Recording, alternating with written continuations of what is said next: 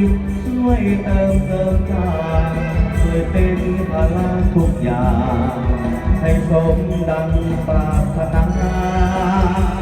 ให้ผู้สมรสสมทักสมดังอุณาพ่อแม่ทั้งปวงทั่วหน้าต่างก็มาให้อวยพรใจจง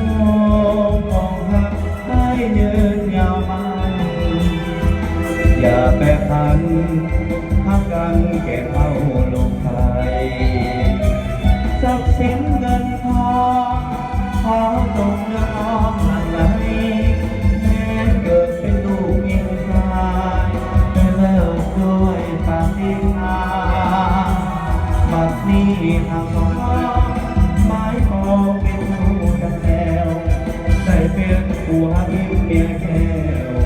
แน่แล้วพระพุทธศาสนาแบกยาวทางทางจิตใจอภัยให้กันดวงใจสองดวงหยุดมันต่อบางวันหัวเดียวเดียว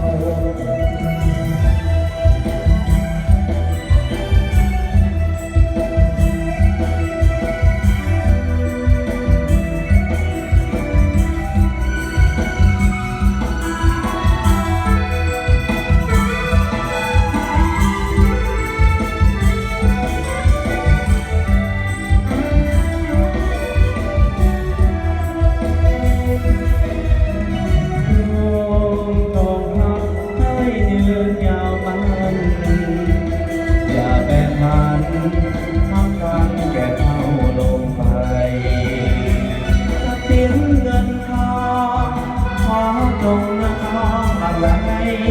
แม้เกิดเป็นลูกยิงตายไม่เลิกด้วยความดีพาปัดนี้ทางน้องทุกองเป็นผู้กันแล้วได้เป็นผัวทิพย์เมียแก้วแม่แล้วจะควรสุขสงานแม่ยามทางหาปิดใจอภัย